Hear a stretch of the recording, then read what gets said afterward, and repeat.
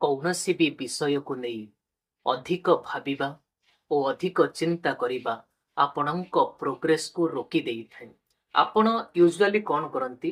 ନିଜ ମନ ଭିତରେ ଶହ ଶହ କଥା ଭାବିବା ଆରମ୍ଭ କରନ୍ତି।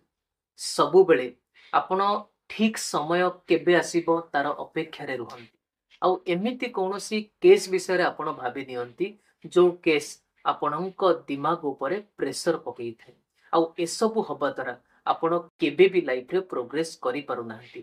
ବନ୍ଧୁ, ଗୋଟିଏ କଥା ଲାଇଫରେ ଆପଣ ମନେ ରଖିବେ, ଆମର ଯୋଉ ମଣିଷର ଦିମାଗ ଥାଏ ନା, ତ ସିଏ ସବୁବେଳେ କମ୍ଫର୍ଟ ଖୋଜେ, ଆରାମଦାୟକ ଜୀବନ ଖୋଜେ। କିନ୍ତୁ ଯେବେ କୌଣସି କାମ ଆପଣ କରିବେ, କୌଣସି ଆକ୍ସନ ନେବେ, ସିଏ ସବୁବେଳେ ଅନକମ୍ଫର୍ଟ ହୋଇଥାଏ।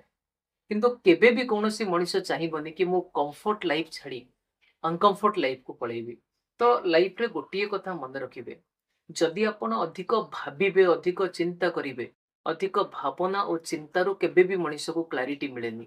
କ୍ଲାରିଟି ସବୁବେଳେ କୌଣସି ଆକ୍ସନରୁ ମିଳିଥାଏ। ସେଥିପାଇଁ ଆମକୁ ଆକ୍ସନ ନେବା ପାଇଁ ପଡିବ। ଯଦି ଆପଣ ସବୁବେଳେ ଠିକ ସମୟର ଅପେକ୍ଷା କରିବେ ନିଜ ଜୀବନରେ, ଠିକ ସମୟ ତ କେବେ ଆସିବାର ନାହିଁ। କୌଣସି ବି ମଣିଷ, ଆପଣ କୌଣସି ବି ବଡ ଲୋକର କାହାଣୀ ଉଠେଇ ଦେଖନ୍ତୁ, ସମସ୍ତେ ନିଜର ବର୍ତ୍ତମାନର ସମୟକୁ ହିଁ ଠିକ ସମୟରେ ପରିବର୍ତ୍ତନ କରୁଛନ୍ତି। ନହେଲେ ଗୋଟେ ସମୟ ଏମିତି ଆସିବ ଯୋଉ ସମୟରେ ଆମକୁ ରିଏଲାଇଜ ହବ ଯାହା ବିତି ଯାଇଛି ତାହା କେବଳ ବୟସ ନୁହଁ, ତାହା ଆମ ଜୀବନ ଥିଲା। ଯଦି ଏପର୍ଯ୍ୟନ୍ତ ଆପଣ ମତେ ଦେଖିଛନ୍ତି ତ ମୁଁ ଆଶା କରୁଛି ମୁଁ କହୁଥିବା କଥା, ଭିଡିଓ କଣ୍ଟେଣ୍ଟ ଆପଣଙ୍କୁ ଭଲ ଲାଗିଥିବ। ଯଦି ଭଲ ଲାଗିଥିବ ଆପଣ ଡେଫିନେଟଲି ଥରେ ସବସ୍କ୍ରାଇବ କରିବେ।